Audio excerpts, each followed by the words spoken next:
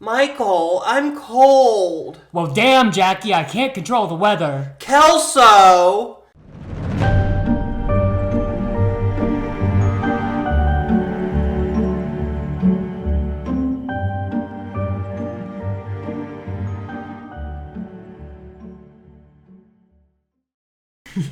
And welcome back, Corkies, to another episode of Crips and Corks. I'm your host, DJ Powers, here with my co-host, Paul, as usual. And as I may or may not have noticed, we have theme music now. We do have theme music now. We've upgraded. We have upgraded. Big thanks to me for finding it and cutting it. Yes, DJ got us together. It only took us, a year? 3 months. Well, over a year. 3 months since we said we were going to buckle down and get it. And here we are today in December of 2024. Very good. Wow, math is hard, guys. So how are you this week, Paul? My week was fine, but I have a lot to talk about today with our story. So I'm going to get right into my pop culture corner real quick and skip my week. Okay. I just want to talk about the guy who faked his own death. This guy, he was a husband and a father of 3. Mm-hmm. And what he did is he took a kayak out to one of his kayaking places, flipped it, threw his keys and everything in the water, and he went to Uzbekistan. Oh my god. He was talking to this lady from Uzbekistan, and he left his family and faked his death for them. the Uzbekistani lady? Yes. He renewed his passport 2 months prior, and that's how they found out, and they found his messages and everything from what I gather with this lady in Uzbekistan. So homeboy straight up he used his own passport to leave the country. Right. That's the first thing they check other than credit cards. Right. Homegirl said, peace out. Oh my, I can't even imagine. And what did he think when these divers went in and they weren't going to find a body? They'd just be if it was on a river. Mm-hmm. So you always, if you're going to fake your death in a body of water, you always either want to do a fast-moving river or the ocean, because there is a good chance that your body will be swept away. Oh, see, smart. Tips for the kids at home. I read way too much murder mystery fiction. No, I have one more pop culture topic, but I'll talk about that after you tell me about your week. It was good. I ordered new glasses and sunglasses today. Oh, fashionista. It was actually really funny because it's been a couple years since my last appointment with the eye doctor. Same. So I went because I noticed that even with my glasses, things were getting blurry. And the doctor looks at my eyes and checks my prescription, and she goes, "Hun, how'd you get here today?" And I go, I drove. I drove, and she was like, "You do know you're legally blind in your left eye?" And I said, "Yes, without my glasses." And she's like, "You are just within the threshold of legal vision with your glasses in your left eye with this prescription." Oh my gosh. So you've been driving not only yourself, but me? It's fine. My right eye is fine. Okay, same though. My left eye's bad because of my lazy eye, so I'm on the same boat, so I get it. But yeah, I'm very excited to get my new glasses. Oh, that'll be exciting. And all the ladies in the shop were like, "Oh, I love those!" As I was trying them on, because it's one or two. We'll have to do a reveal on the pod, so yes, maybe you'll have them by next episode. No. They won't be here for 2 weeks. Well, sorry guys, you're gonna have to wait a while for DJ's new glasses. By New Year, new glasses. New Year's, new glasses, period. Did anything else happen on your week? Well, my other pop culture topic was about the aliens. Oh, yeah. Yeah, they said they're aliens. I know, it kind of got buried under the fact that fascism is running rampant in the United States. I'll get off my soapbox now. Yeah, they're apparently living in the ocean, and all I have to say is... Is this for real, or is this one of Lord Boebert's things? No, this is for real. They, said it in Congress. Okay. I heard about it, but I also heard that Lauren Boebert just squeaked by with re-election, and the first thing she did was go into Congress and start talking about underwater aliens, which... No, this was a man. I heard she was on the committee. Maybe she was. I don't know. I've just seen the videos of the man talking about it. But I'm with the people online saying if I still have to pay my bills, I don't care. Yeah. Like, if the McChicken is still $3, I don't give a fuck. We might have to do more research and do like a special edition. Oh, that would be fun. Talk about the aliens. Yeah, just like put it on YouTube, special edition. Yeah. Well, for now, my view is, unless you're going to make the McChicken $1 again, stay the fuck in the ocean. No one cares. Okay, so we did my week, your week, pop culture corner. Why don't we drink, guys? Are you ready? Or do you have anything you want to talk about before we get into the alcohol? Real quick, I do want to say we are rushing the beginning because you do have a longer story. I do have a long story I'm very excited about. So that's why we're rushing through. It's not the fact that anyone's been complaining about hearing us talk. Right. I'm just very excited about today's Although story. I will say, if any of you don't want to hear our yapping at the beginning of the episode, just skip to the beginning of the story. We don't care. Exactly. Just skip to the story. But for now, why don't we drink? Let's see what we're drinking today. So today, we're drinking the Bar Dog red wine, and it's a 2021 from California. Oh. Okay. So, man's best friend. My best friend, Bar Dog companion partner, Bon Vivant. Bon vivant. Bon Vivant. Not sure what that means, guys. You want me to read it? Sure. You see, DJ's just a little bit more literate than I am. My best friend, bar dog companion, partner, bon vivant, always by my side, in my kitchen or at my dog-friendly bar until it is time to go. Like Bar Dog, we love this wine unconditionally. So will you. We proudly donate to local animal rescues across North America. Now, what is a bon vivant? It's a play on words for the French phrase bon vivant, which means good living. Good living. Okay, interesting. It kind of sounded like savant, so I don't know. Hello? Do you want... Okay.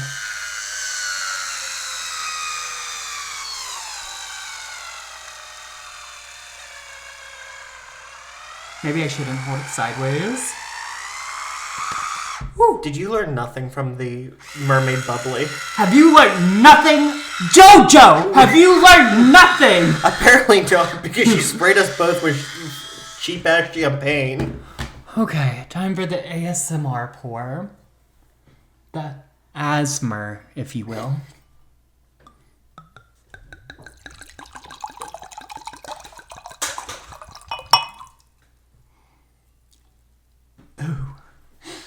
Oh no.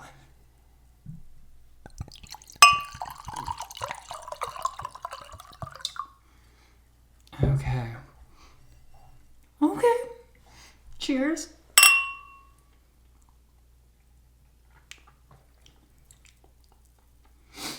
Okay. She tastes better than she smells. I will say she definitely tastes better than she smells. Yes. You know, I'm going to give that a 4 3/4. A 4 3/4? I'll give that a 3.5. Okay. That's a good wine. It's a pretty good wine. I would love to try their other wines, see what else the Bar Dog has going on for us today. Well, in other days when we try their other wines, I assume they have probably a white and such. Yes. So we'll see what the Bar Dog holds in the future. Bar Dog. Do you have any other comments about today's Yeah, that's wine? nice. That's very nice. It is a nice wine. It'd be nice with a pasta, maybe. A steak. Even just like sitting on your back porch. If you like red wine, sitting on your back porch, have a nice glass of this. Oh, yeah, that would be nice. Watch the fireflies. Oh, have you ever seen The Grave of the Fireflies? No. It's an anime. It's really sad. It's about, I think it's World War II. It's a really sad movie. It's a classic Studio Ghibli film. Any of my Studio Ghibli fans out there, and my anime fans, classic. Go out there and watch that movie. I think it's on Netflix now. Get into The Grave of the Fireflies. And of course, once referencing Fireflies, we also have to discuss that old, what was it? Did it come out in 2008?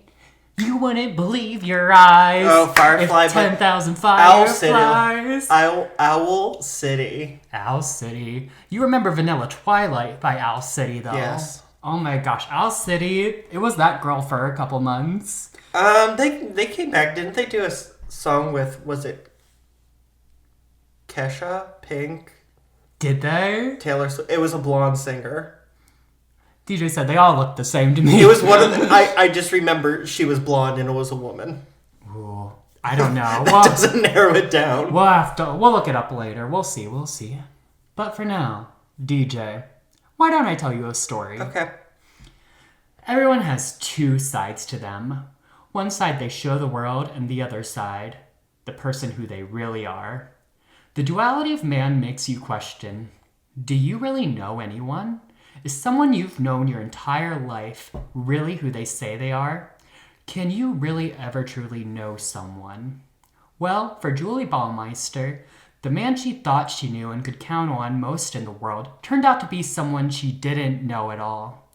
Julie truly found out how horrifying it can be when you learn the truth about the people closest to you. In this series, we will be discussing this horrifying truth that Julie found out as we talk about the life, murders, and hauntings of Herb Baumeister, one of Indiana's most infamous serial killers. Oh. In this story, it's crazy. I first found out about Herb by the last podcast on the left. Shout out. I love that podcast. But that's where I first heard about good old Herbie. Mm-hmm. Not good old Herbie, but okay. DJ knows I've been saying, oh, Herbie, for the past 2 weeks. Yes, I've been torturing him, and I know he is so ready to get this episode done. Yes, I just want to see who is Herb. Herb. What does he stand for? What does he fall for? Isn't that a Hamilton quote? I'm bastardizing it. If you stand for nothing, what do you fall for? Yes. Yes, Hamilton. But this story is insane. But with all stories, why don't we start from the beginning, unless you have something to say? Yeah, go for it. Alrighty. So Herb was born in April of 1947 to Elizabeth and Herbert Baumeister, who he was obviously named after, in Indianapolis, Indiana.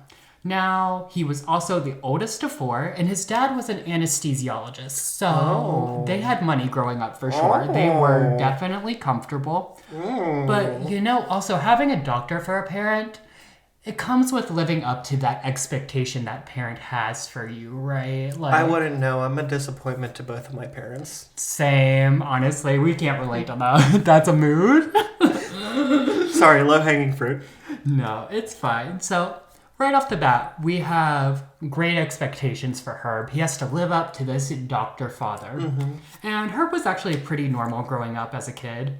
Well, that was until he hit puberty, right? Oh. Puberty is when things really started to, go down for Herb. And things really started to surface, and people started to realize Herb's a little different. He's not just a normal girl. He's a quirky girl. Oh, did he have an uncontrollable masturbation problem? No, but I did. That's how I got kicked out of Catholic school.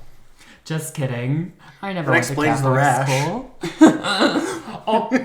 You promised me you'd never tell anyone. That was a joke. I don't have a rash.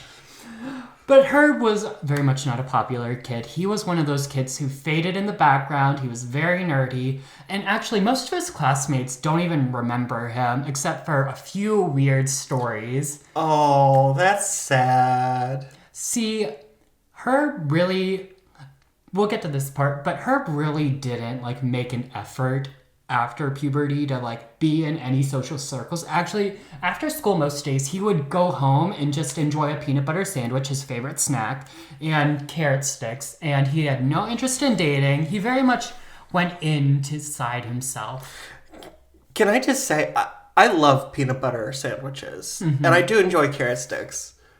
But this is already giving me weird. When you were he just goes home every day, has a peanut butter and jelly sandwich, I'm like, ooh, this is kind of gross. Something's not right here. Well, you remember how I told you the kids didn't really remember him? Yeah. Well, there are a few stories they do remember. Like when he found a dead crow on the way to school one day, put it in his pocket. No. And prompted to leave that crow on one of the teacher's desks. That's threatening. I would take that as a terroristic threat. Right. That's some Godfather shit. Also, Herb would go up to people and he would be like, and this is going to be my Herb voice for the entire episode, so just get ready for it. So he'd go up to people and be like, hey guys, you ever wonder what pee tastes like? I bet it tastes good. Did he say that? He said the part about wondering what piss tastes like, and he would talk about pee a lot, apparently. And he was apparently very curious about what pee tasted like, and that really just put kids off. Not to shame anyone who is into golden showers or piss play. He just wanted to know what it tastes like. He said, guys, it looks so much like Mountain Dew.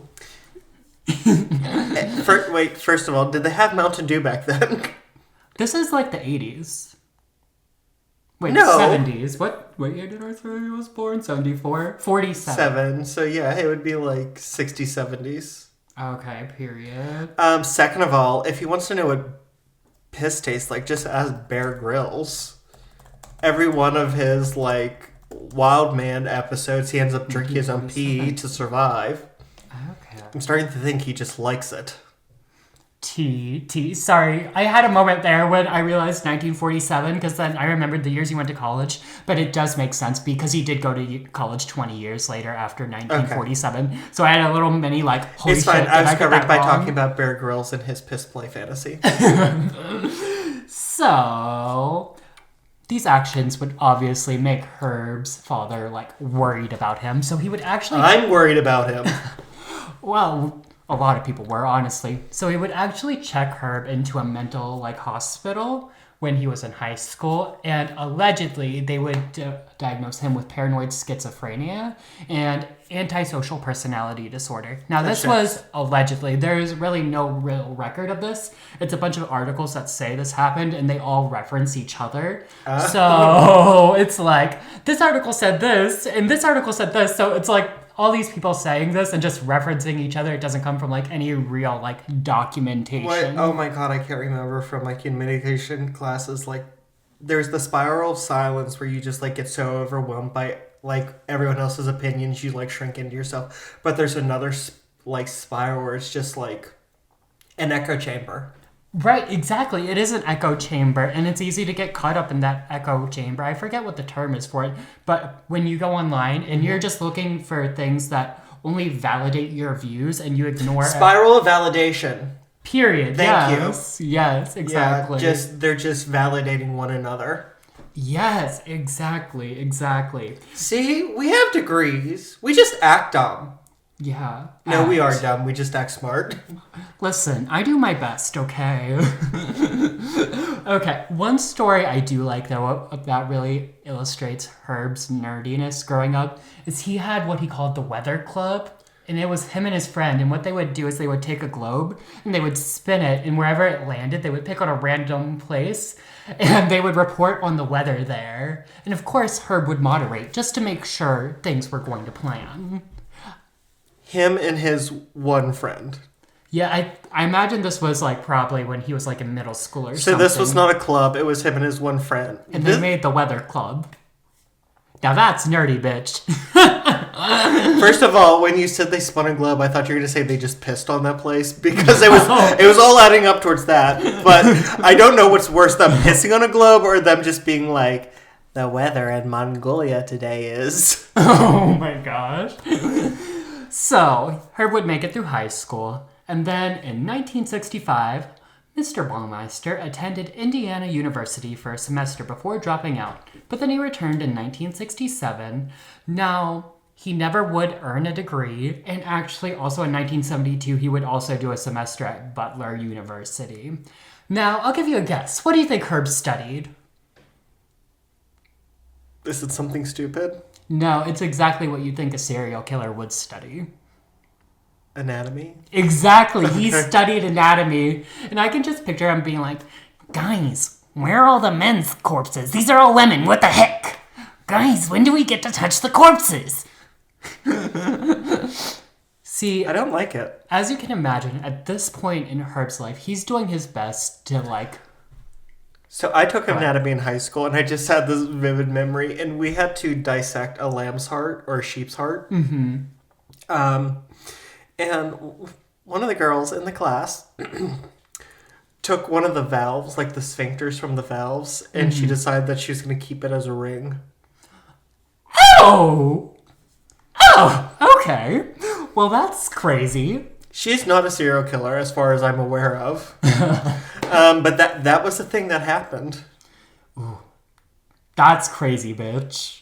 You should check. Well, maybe not check on him. Let her live her life over there. Let her live her life far, far away from here. But you guys are probably wondering why I said about that thing just now about Herb wondering where the men's corpses were. It's because we'll talk about it later, but Herb's he's gay, okay? Spoiler alert, Herb's gay. And as you can imagine, Herb right now is not only fighting the serial killer tendency he has, he's also fighting the being gay. And if you know anything about Indiana, it's a very, very Republican place. Indiana is not the place you want to be gay, okay? So he's not only pushing down the urges to like kill and piss and all that, he's also fighting off his homosexual tendencies. So there's a lot going on in Herb's brain right now coming out of highs. There's a lot going on. You also don't want to be in Indiana if your hair freezes. It's very humid because I hear the corn sweats. Oh, I did hear that too. That's crazy. Could you imagine? Because somebody said, like, it's very humid, and I said, how? It's landlocked, and I don't think there are any major rivers. And they said, no, the corn sweats. Just all the corn. I've got the corn sweats. I've heard the meat sweats, but not the corn sweats. Oh, honey, you don't want to get those corn sweats. Oh, honey. All right. Also, while he was in university, he would meet his future wife, Juliana, or Julie Sautier, which is her maiden name, of course. Mm-hmm. She would eventually become Baumeister. And they were good for each other in a lot of ways. And they really related to each other. Was Julie a lesbian? No. Oh. She was just boring as fuck. They were both boring as fuck. This sounds like Michelle Williams and Brokeback Mountain. Probably. Very that. Because you can imagine she's a good Christian girl. And, they enjoyed many nights in. And Julie really appreciated Herb's love of cars, Actually, I think it's around this point that Herb would start driving around a hearse. And if I remember correctly, he got the hearse from his father's workplace, or his father gave it to him, or something of that nature. But he would start driving around a hearse at this point in time. And actually, back to why Julie really liked his love of cars, she would say that, oh, Herbie, I love how you put hubcaps on your walls instead of posters. My Herbie's just so crazy. Did he really put hubcaps? He did put hubcaps on his walls. Herb very much did like cars. It was probably one of his hyperfixations that he tried to distract himself from the homosexuality, He was trying to use his love of his cars as a distraction. That and the rampant masturbation. Oh. Most likely. And guys, I will also preface the rest of this episode by saying I do not know how to do a Midwest accent, but I will be doing Julie in a Midwest accent. Because she goes, oh, Herbie. I can just imagine it, Oh. I'll do it like a Sarah Palin. Okay, do it. You got this. Hacking man. Oh, Herbie. That wasn't very good. No! I'm sorry. I can only do Sarah... I was like, it's probably like Sarah Palin, but I can only do Sarah Palin with certain phrases. Like, I can see Russia from my house. And my personal favorite, do you know what the difference between a hacky mom and a pit bull is? The lipstick. You do say that one a lot. That is one of your favorites. You have to do it in the accent. Oh, no, I can't do it. Well, they would enjoy a good night out at the soda fountain, and he'd say, oh, Herbie, he calls me his little peanut butter sandwich. And I say, oh, Herbie, I'd rather be your Jell-O salad. You can watch it jiggle. And, my Herbie, he almost threw up when I said that. But, that's what you get when you marry a man of God. I've been sitting on that one for a while. I don't know if the microphone picked up my hyperventilating as I had my head in my hands, but... I'd rather be your Jell-O salad if you want to watch it jiggle. First of all... And Herbie's just like... I have so many problems with this. Okay. Because first of all, did he really call her his little peanut butter sandwich? No, I just made that up because he likes peanut butter sandwiches. Because I'm about to say, is this a cannibal situation? But second of all, Jello salad isn't a salad. Well, it is to them, and that's all that matters. That's their culture, DJ. That's Midwest culture. And we will not deny their culture. Is this my camera? Yeah. You're wrong. It is not a salad. Anything can be a salad if you believe. And you know... You said that about a Big Mac once. Wait, I said anything could be a Big Mac if you believe? No, you said... We were talking about eating healthier, and you got a Big Mac, and I said not a salad, and you went, anything can be a salad if you believe. It has lettuce. Exactly, it has lettuce. What the fuck do you want? And you said a bun's basically a crouton. A bun? See, I was making points. I'm glad you brought this up, because I was making points back then. And you can't tell me that was not valid. Paul really, really should have been in the debate club. But specifically, he should have been in the Young Republicans debate club, because he will make perfectly well thought out arguments that also don't make sense. Such as, a Big Mac is a salad! But are buns just wet croutons? No, croutons are just dry buns. Period. So you agree. Oh my god. Okay, we gotta move on. We Yes. gotta keep it moving. So they would marry in 1971, and on their wedding night, foreshadowing the rest of their marriage, Herb would choose to read a magazine rather than make love to his new wife. Did he ever plow her? Well, actually, later on, Julie would say they only had sex 6 times during their marriage, and they had 3 kids, so you do the math. 3 of those were not to make kids. Now, also... Are we sure they're Herb's kids? Oh, honey. Was she fucking the milkman? Honestly, if she did, more power to her, because Herb wouldn't even let her see him naked. Okay, he would sleep in full body pajamas. He would change in the bathroom. She would say that she never saw him completely naked once in their entire marriage. What, did he just, open the fly, get his thing out, and... I imagine that's probably what happened. Or maybe he, kept his shirt on or something. Okay. But you can also imagine it was probably pitch black, and he was probably picturing a dude the entire time. Yeah. Now, about 6 months after they would marry, Herb's father would again check him into a mental hospital again, after saying, and I quote, Herb was hurting and needing help. Which, again, struggling with the homosexuality. He did ask went to his father and said, I want to divorce Julie, and I'm gay. He might have, and they were staunch Republicans. Herb considered himself a Republican. He loved Reagan, we'll get into that later. It is funny. Excuse me. It's that stereotype of, the very, homophobic Republican man who's actually secretly gay. That is Herb Baumeister. J.D. Vance? Ooh. Sorry, Ooh. That was disrespectful. Vice President-elect J.D. Vance. Yeah, and we'll just hide our couches when he comes around. I'm done. Okay. Now, this wouldn't be the last time Herb's father would help out Herb, but more on that to come. Now, during his early 20s, Herb would have a bunch of odd jobs, one of which was a traveling salesman, which would obviously cause him to travel a lot. Which brings us to the I-70 Strangler. Not to be confused with the I-70 Killer. Get it together, DJ. 2 different things. Are they really 2 different things? Yes. Oh, shit. The I-70 Killer was a truck driver. The I-70 Strangler is someone So from 1980 to 1991, 11 young boys and men were found strangled to death and dumped along a stretch of I-70.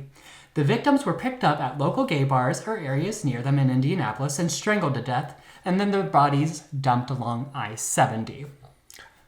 This sounds like an episode of Criminal Minds. It is very that. I mean, this is our very first, true crime episode, because we're not going to get into the hauntings in this episode. We'll get into them next episode, but this is very much giving Criminal Minds. This is our first, real true crime episode. Is it? Unless you covered something I don't remember. Which, the look you're giving me says you probably covered something I don't remember that was true crime. Do you get Love Pass? Oh, Lizzie Borden. Do you see what I have to put up with here? How inconsiderate he is? Not demure. Forgets everything, not respectful. I do my best. It's a talent, really. Makes fun of me. Very not considerate. And you know who else wasn't considerate? Herb. Exactly. And when I get into later how Herb would kill the rest of his victims, you'll start to see the similarities between what happened with the I-70 Strangler and what... Wait, he wasn't the I-70 Strangler? It is very strongly believed that he was the okay. I-70 Strangler. And one of the main reasons that people think he was the I-70 Strangler is that when those killings stopped in 1991 was when Herb actually bought a large piece of land called Fox Hollow Farm, right? They named it Fox Hollow Farm. It was 18 acres of land. So he had more space to do what he wanted to do. He had land he could utilize, and you will later see how he utilized this land. Sex dungeon. And it wasn't only just like big land, it was a big house too, right? It was a nice house. Multiple sex dungeons. Very that. And also Fox Hollow Farms, it was in a very prominent area. So his father would help him, like, buy it, you know. Oh, so his father's propping him up financially. Yes, exactly. Now, continuing with Herb's odd jobs and his father's assistance, Herb's father would actually help him get a job at the BMV, or the Bureau of Motor Vehicles. Okay. Which is a place just as insufferable as he was. His co-workers, go ahead. This is so off topic. Yeah. No, it's not. It's just a question. It's going to sound really random. But he's giving me beige vibes. Like, all he wears is beige. Oh, very that. He's a very boring person. Like, he always wears khakis. His shirts are all different shades of, like, off-white and beige. He wears, like, the tan raincoat everywhere he goes. It's very that. Like I told you, he was a very boring person. He liked nights in. He liked reading. He was definitely just a boring, bland person. And looking at him, you wouldn't know, like, this person's a killer, which is, like, usually how it goes. Yeah. Like, from the outside, you can't tell this person is a killer. Now, Herb's co-workers would say he would constantly brag about how expensive his clothes were. Obviously, that his dad bought him. All of his beige clothes. He would just randomly leave work, right? And he would go around constantly criticizing everyone. So, but don't worry. Despite all of that, they would promote him to program director. He would get promoted. Nepo baby. And become even more insufferable, because when you give someone like that power, they become even more insufferable. I can just picture him being like, well, actually, guys, this form goes after this form, and you should actually do it like this, and blah, blah, blah, blah. And actually, guys, you should not be stapling at a 90-degree angle. It should be at a 45 so the page folds easier. Exactly. Very that. That's exactly what he was doing. Now, one of the incidents that would really just make his mark on the BMV is when he would piss on his boss's desk.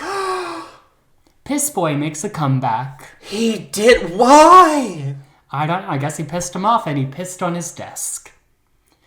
And they knew he did it too, but he didn't get fired because of that. Why not? Bitch, I don't know. They kept him there. He wouldn't get fired until he peed on a letter to the governor of Indiana. That was the final straws when he peed on that letter to the governor of Indiana.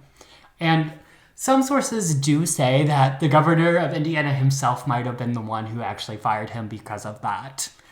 So, Herb, and also, thinking about this, he's making splashes, okay? And his father is a doctor trying to, like, keep up this, like, facade of this perfect family and stuff. And now he has this son pissing on people's desks at his workplace, his 22-year-old son. It's one thing when your mentally ill high school student does, but you have your adult son pissing on his boss's desk. Embarrassing him. Just embarrassing him. Now that his job was ruined at the BMV, though, what's a girl to do?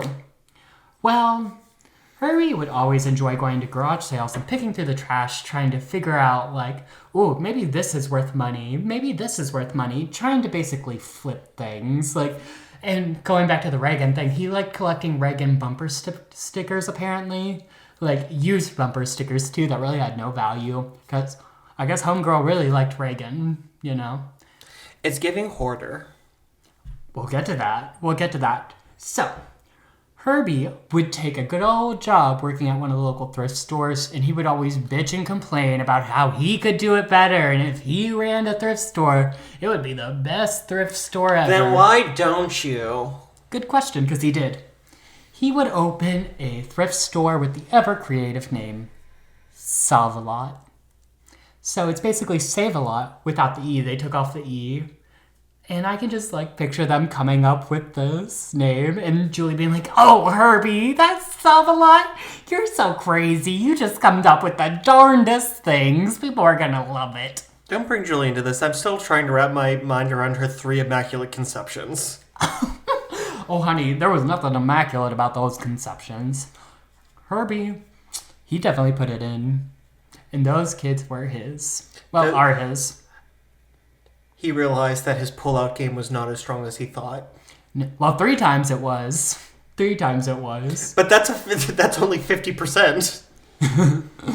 Oh, that's true. So I bet after the 3rd time he went, yeah, I'm not really good at this. God, and then he just stopped.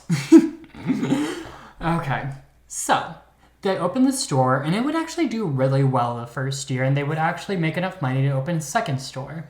So Herb would run one store, and then Julie would run the other. So they were running these stores together, okay? And then let's get into this. Let's take stock real quick. They're business owners. Their parents, 18 acres of farmland to take care of, and Herb's looming mental illness and a sexless marriage. What could go wrong, guys? Lots going on here. Lots going on. Well, let's get into the hoarding. They had overstock from the store, which they would keep in their house, right? Oh. And the house would quickly become a cluttered hoarder's mess. And there would be trash everywhere, and it would be a mess. They would ruin that house. And actually, there would be an infestation of raccoons in the attic. Oh. Ooh. And they just let the raccoons be up there, you know? And actually, later, when the other people would go into the house after they were done living in it, there would be spots in the ceiling from the raccoons, peeing and things up there. And it would eat through the ceiling, because peeing things, it's kind of aesthetic. So there would be holes in the ceiling from all the raccoon, piss and feces and things. And they're probably peeing in the same spots over and over again, because not only is there not enough space, but they're also marking their territory. Exactly. So the house, a mess. Complete disarray, okay? And then they started having marriage troubles, obviously. Just now? Girl. When I tell you, and they would go back and forth between, oh, we're divorcing, we're not divorcing, we're separated, we're together, we're not. Now, Julie, she would never pull the trigger and actually leave Herb. Herb would always pull her right back in. And I guess, when you've been with someone that long, she probably felt, either obligated or, I don't know why she stayed as long as she did, but homegirl stayed through all the marriage troubles and all that stuff, okay? And it was also during this period of time that Julie would take the kids and go visit. See, Herb's parents had a lake house about 2 hours north of Indiana, where they were living. And so Julie would take the kids and go up to the lake house and visit the grandparents for sometimes months at a time. They would be gone for a long time. And that would give Herb a lot of time and space to do what he wanted. Rampant masturbation. I wish it was that, because that brings us to the next set of Herb's murders. Okay, I'm ready. Gay men would start disappearing from Indianapolis again. And missing posters would be everywhere of these gay men who were disappearing. And that brings us to one of the gay men who disappeared, Roger Goodlett. And Roger Goodlett had a very good friend named Tony Harris, who obviously didn't disappear.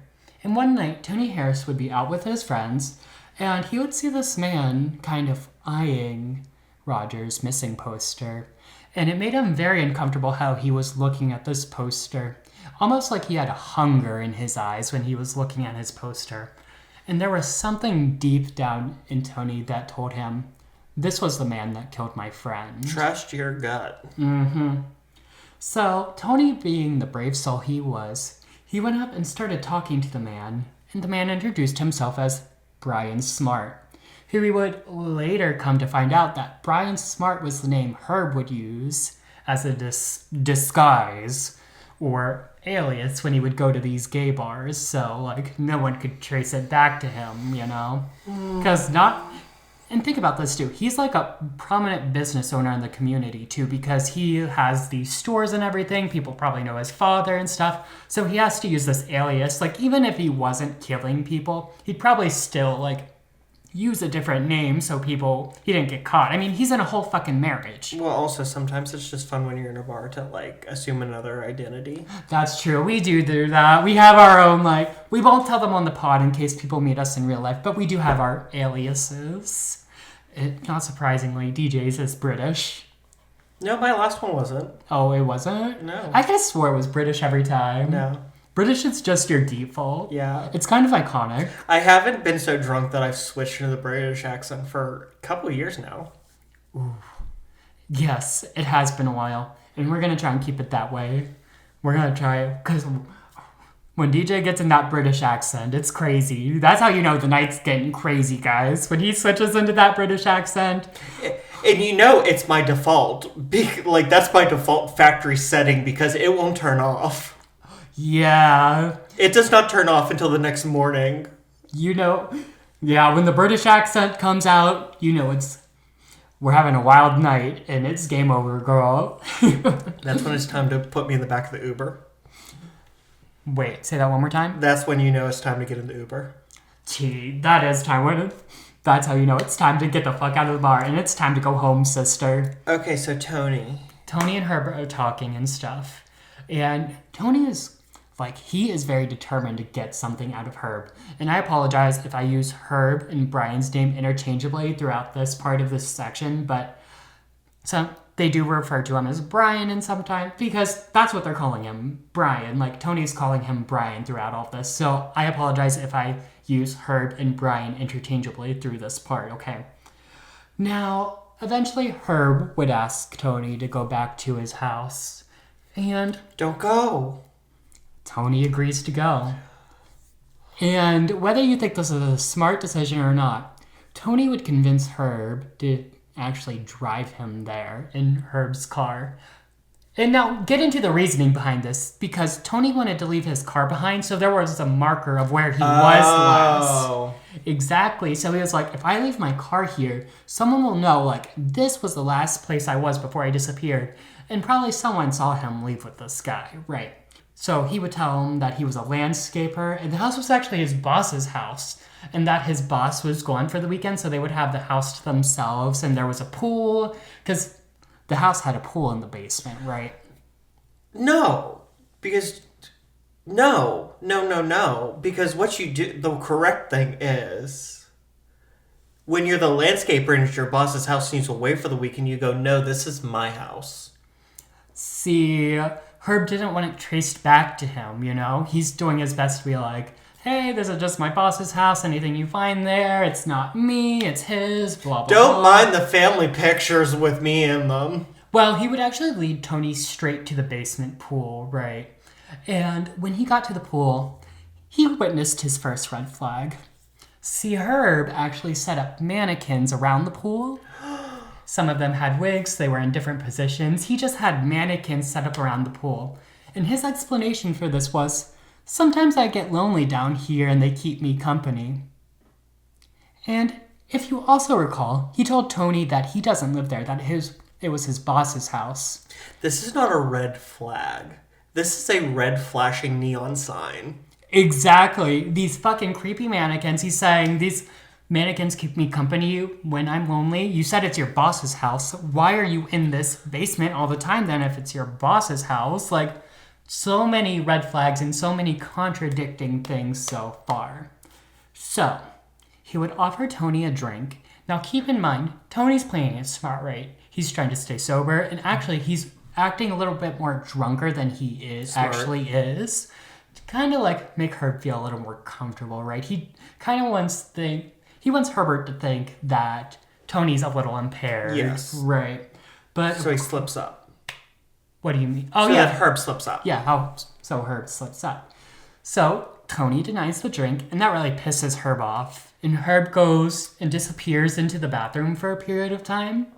And he comes back and he's like, woo! He's like jittery. He's got all this energy and stuff. And it's very obvious that Herb did coke. Yes, exactly. He did coke in the bathroom. So he comes back all jazzed up and stuff. And he's like, hey, yo, Tony. Wait, can I do that in Herb's voice? Hey, Tony, let's get in the pool. We're going to jazz it up. So they get into the pool. They're swimming around. They're naked swimming around. And so Herb basically, he goes, hey, Tony, you want to see a neat trick? That trick would be choking or autoerotic asphyxiation. He tells Tony that choking during sex is one of the best feelings and leads to the best orgasm you've ever experienced, and that they should do it together. So Herb has like these hoses around the pool, and he says, okay, what you're going to do is you're going to tie it around my neck and choke me. So he basically has Tony choke him first, and I assume that's to like make him feel more comfortable with it, kind of ease Tony into it. And Herb would also say, just wait until the lips turn blue. It's the prettiest color. It's one of my favorite colors, actually, is when their lips turn blue. Yeah, at that point, I would have been out of there. He just told him his favorite color was the color of a dead man's lips. And Tony's like, LOL, okay. Let's keep going. Please tell me that Tony hog ties him with the hose and leaves him. Well, actually, Tony would wrap the hose around his neck, choke him, and then Herb would pass out. And then Tony let go and he went under the water. And like after a couple seconds, Herb would like bounce, like not bounce, like, but you know how like whales and shit like shoot out of the water? He shoots out of the water and he goes, what the fuck? You're supposed to hold me above the water when I pass out. You could have killed me. Where's the professionality in all of this? Come on, Tony. It's like you've never done this before in all your life. DJ's shocked. I told you this was a crazy story. Okay, so Herb is breaching like a whale. He breached like a whale. He's pissed that Tony didn't hold him above the water. Tony's pissed he didn't get to see this great shade of blue. Exactly. What next? Well, Tony, being the idiot that he is, lets Herb wrap the hose around his neck and choke him. And then, quickly, very, very quickly, Tony realizes Herb's not letting go.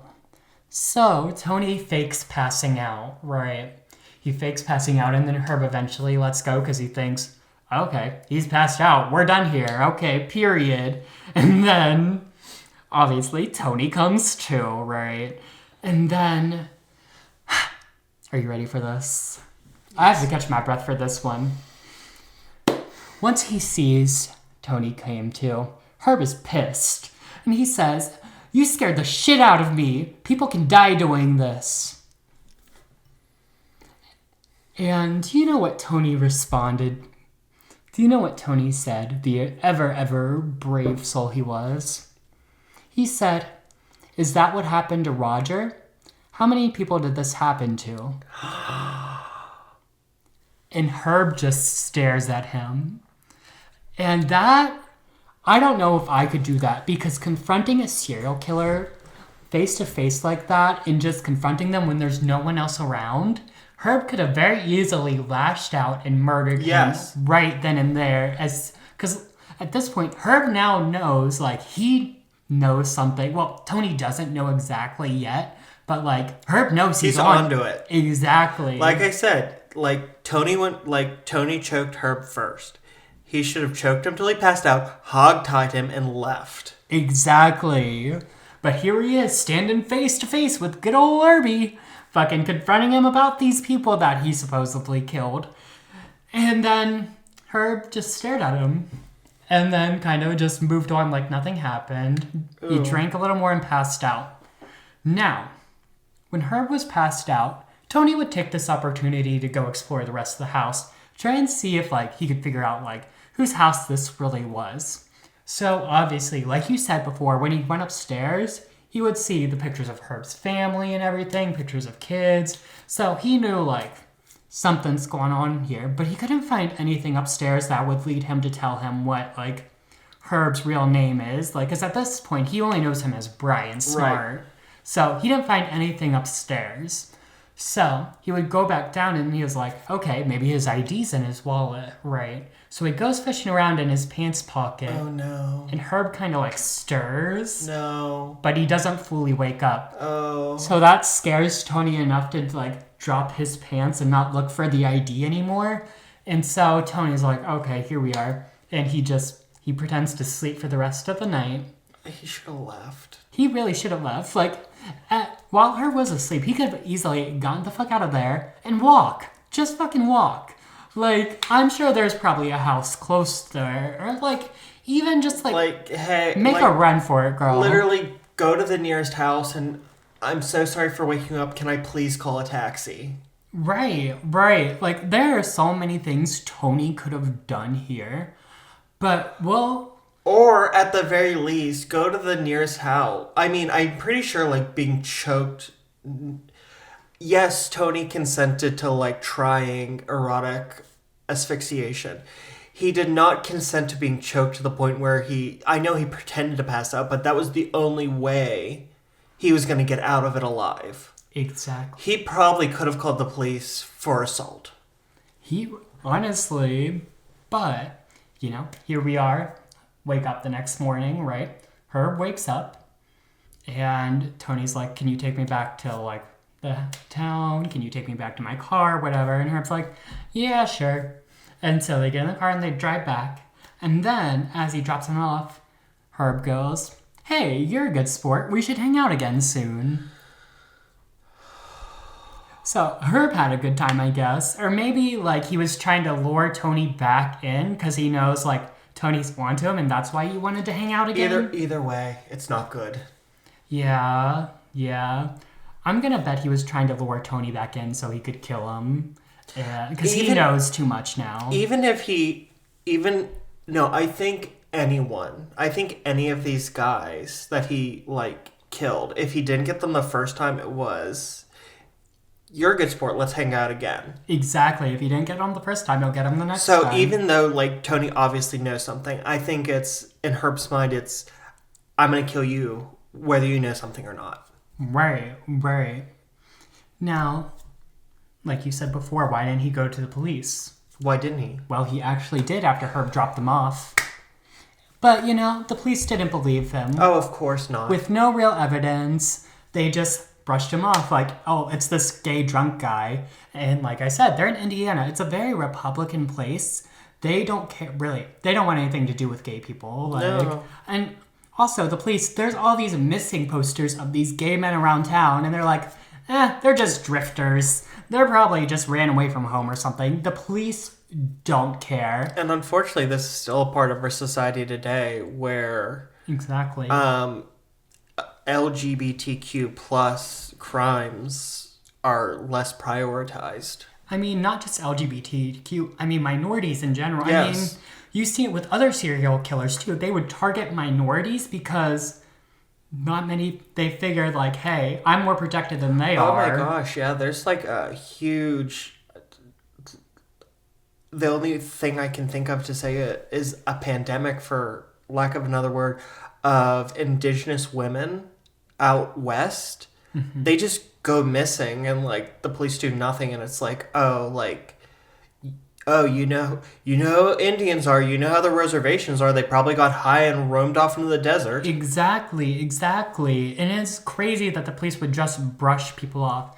And, like, I don't know if you know anything about Jeffrey Dahmer's story, but he would do the same thing. He would move into a community where it was mainly minorities and target those minorities because he knew the police would take his side. Yeah, I mean, he nearly got caught that one time with the kid, and he, like, drilled a hole in his head and, like, stirred his brains. And exactly. It was like, oh, he's just fucked up on K. Right. This is my boyfriend and he's fucked up. And, of course, anything gay at that time period, the police didn't want anything to do with because gay people creeped them out or whatever. They thought they would get AIDS, whatever. It was stereotype they had at that time. Yeah. So, no one at the police took him seriously. But fortunately, there was a private detective named Mary Wilson that was already looking into this. She was hired by some of the mothers of the gay men who were killed. Wait. A female private eye is going to crack the case? Yeah. I am so here for this. See, Mary actually started out as a policeman at the station, but then she became a detective. Police officer, my bad, guys. I'm sorry.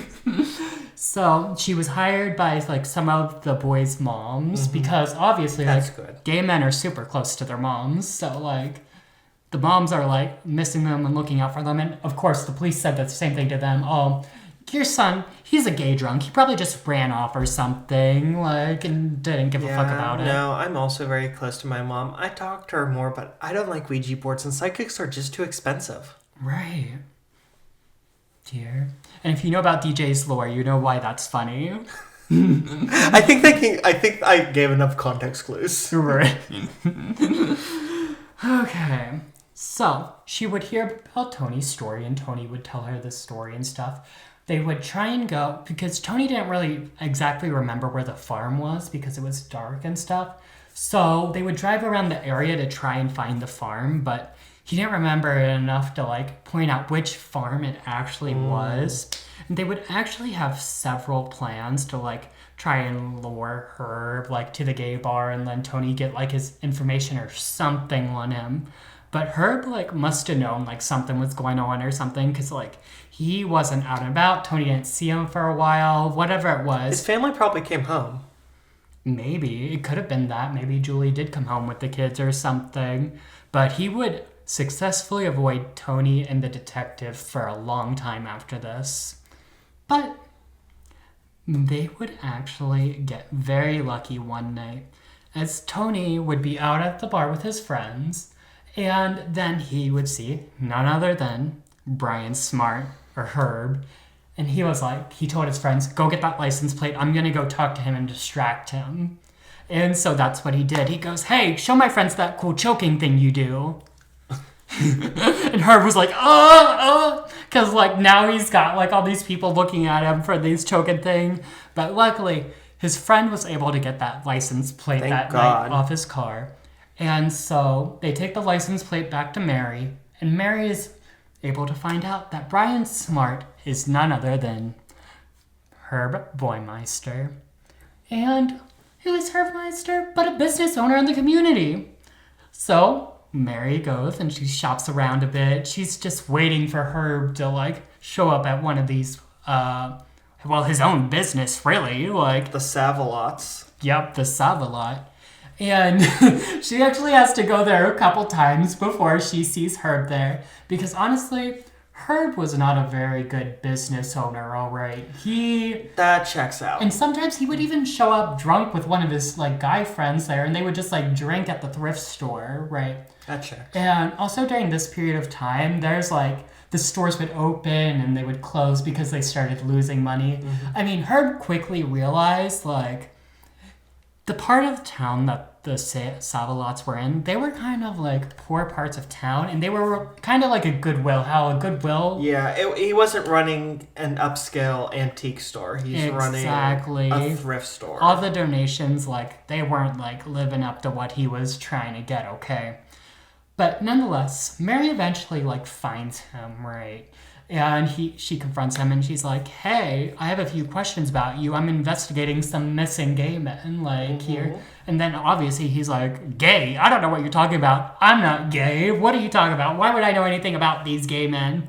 And then Mary's like, oh, well then why did we get your license plate outside of a gay bar? Clocked. She clocked him. She said, oh, and what about this? She outed him. Mm-hmm. And he's like, okay, don't tell my wife I'm gay and stuff. So he tried to play it off like he was being so secretive because he didn't want anyone to know that he was gay, right? So he tried to play it off like that. And then she would be like, well, actually, we're investigating you for these homosexual homicides. And he would be like, okay, this isn't the thing. And she would ask him if they could, like, search his place. If you're so innocent, let us search your house. Let us search your place. And he's like, no, I'm not letting you do that. And then, so what does Mary do? She goes to Julie. She tells Julie, your husband is being investigated for homosexual homicide. Homosexual homicide. Homosexual. Sorry, we should be making fun of this. Homosexual homicide? My Herbie? I can't get back into the accent. I'm terrible at accent, guys. I'm sorry. My Herbie? But he collects hubcaps and Ronald Reagan bumper stickers. And those guys are just his friends. Are you really telling me that him and Diego do it up the butt? It's so interesting. We've only had sex 6 times. Bitch, you literally had me gagged there. You need to tell me the husband I had sex with 6 times in how many years is gay? He won't sleep naked? It's really that Brokeback Mountain when Heath Ledger gets back from meeting Jake Gyllenhaal. The level of denial this bitch has. And when I tell you this story... You know she wears those shapeless dresses. They're all floral print. With the oversized cardigans. Let me tell you this story. Okay. So one day, her kids would be playing outside, right? And one of the kids would come back with a stick. And there was a skull on the stick. And she'd go out and she'd be like, where did you get this? And he leads her to where he found the skull. She finds a whole human skeleton. Like a whole fucking skeleton. And then she goes, oh, Herbie, what's going on? What's with these skeletons in the woods? Oh, Herbie, we found a skeleton in the woods. What's going on? And he says, oh, that's just my dad's, because his dad was a doctor. Oh, I got that from my dad. I'll get rid of it. No. His dad is not, his doctor may have a doctorate, but his dad is not a medical doctor. His father's an anesthesiologist. He does not need a dead body. Well, Julie didn't know that, because she was like, oh, Herbie, okay, just get rid of it. Which he does, and she brushes it off. Oh, your dad. And you know what? Even after Mary tells her all this, like he's being investigated for homosexual homicide, she's like, no, you can't search the property. What do you think? She's staying loyal. You're just wrong. My Herbie would never do that. Through all the marriage troubles, through everything, she's like, no, you can't investigate. You can't investigate my house. But later, the straw that would break the camel's back would come when Herb tries to send the kids off to military school. And that really pissed Julie off. Because you know what he was doing? He was trying to get rid of the kids so he had more time to kill. Yeah. Go ahead. Oh, Herbie, you can't send little Dolores and Jemima and Herb the Third to military school. What am I going to do all day? Who am I going to make peanut butter and jelly sandwiches for other than you? Hold up, just peanut butter. No jelly. What am I going to make...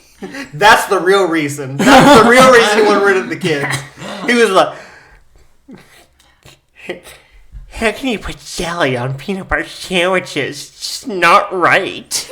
It's just unnatural. And I know about a thing or two about unnatural urges.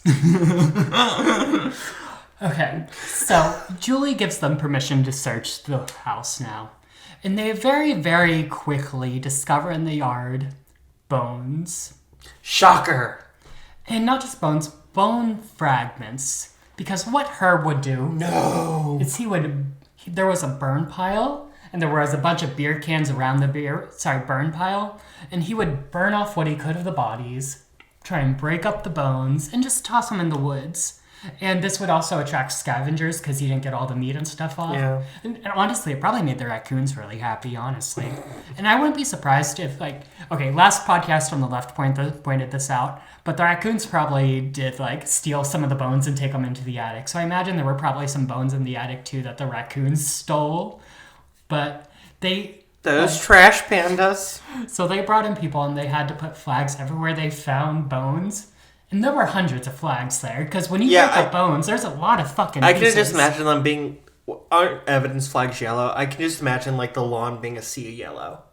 Yeah, very that. So now, there's undeniable proof. Now, Herb did have enough of a warning at this point to get out of there. He took off. Oh. At this point, he was up where his parents were. Remember how I said they were 2 hours north where Julie would go and visit with the kids? He was up there with one of his sons, and their first priority was oh shit, he's a killer and he's got his son. We gotta get the son. So they fill out the paperwork really quick. The police come and are like, hey, we're taking your son. And surprisingly, he gives up his son without a fight. He's like, okay, take the son or whatever. So they got his son back, right? And after this, Herb takes the opportunity to flee to Canada.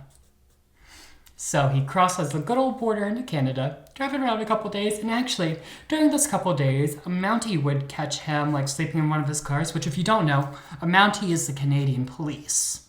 So they would catch him sleeping in his car and be like, hey, you can't sleep here, you gotta move along. And Herb was like, oh, okay, sorry, I was just tired, I'm, like, moving along or whatever. And... Are you telling me the police got...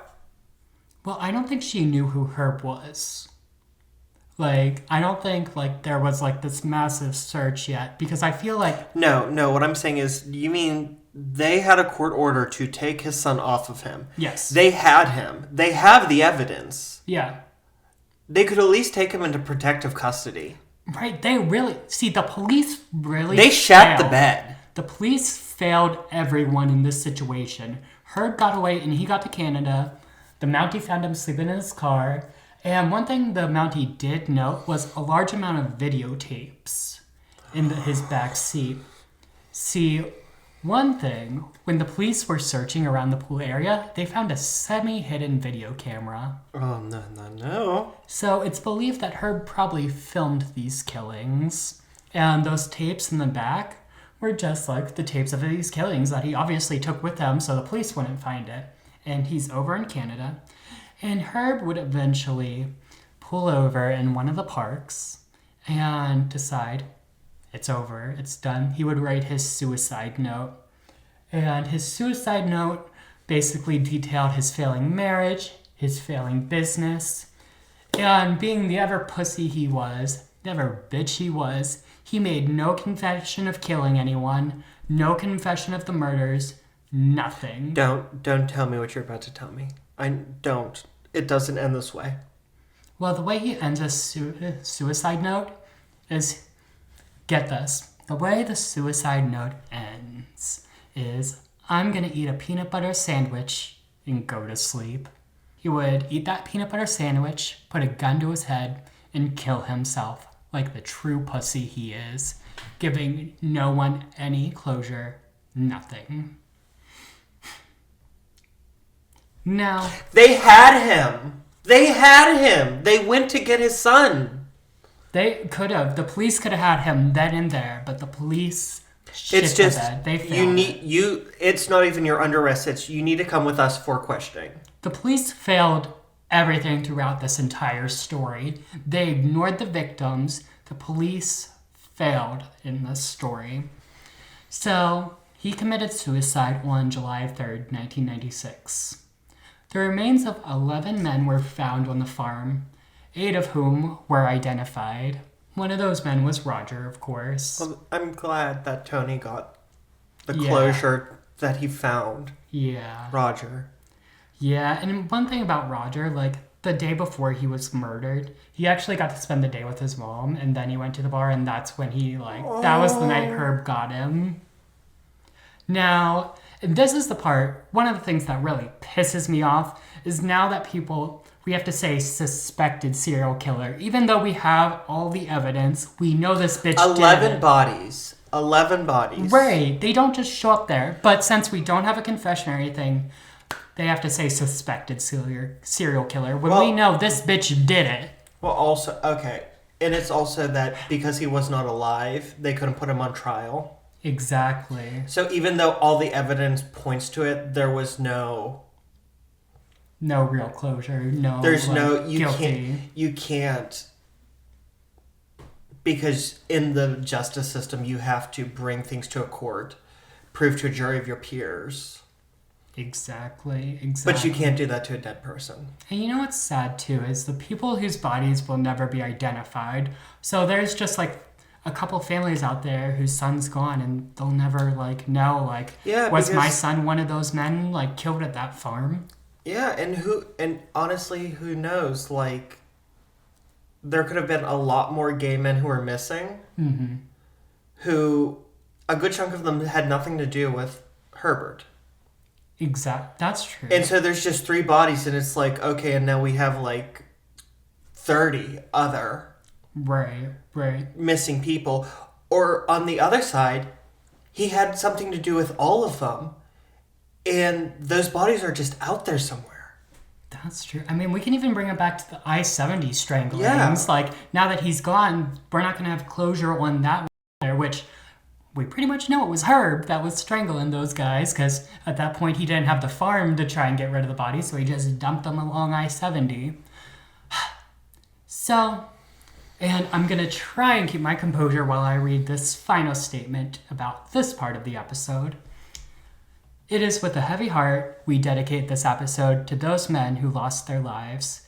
Not just the men who lost their lives in this story, but all the LGBT people and minorities who lost their lives for just being themselves or being who they were. This episode is not about glorifying a serial killer. It's about remembering the victims who had their lives taken away way too prematurely. This episode is dedicated to the ones who just wanted to dance. We'll drink to you guys. We'll always remember you and live out loud for you. Now... that was heavy. Yeah, it's a very intense topic, and this is our very first. It's not our very first, as you corrected me before. It's one of our, we don't usually do true crime. So next week, this story continues as we talk about the hauntings of Fox Hollow Farm, because all the evil that took place there, that land is soiled. It's done, that place is so... Soiled it! Exactly. Soiled it! Exactly. Sorry. So next week we'll get into the hauntings of Fox Hollow Farm. And, of course, there's no Smash or Pass this week.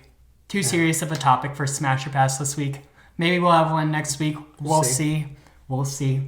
But do you have any comments, any reactions? This is a very crazy, intense story. Yeah, I think I said everything I needed to say, and the police shot the bed. They did. And the police failed these people, these young men who were murdered.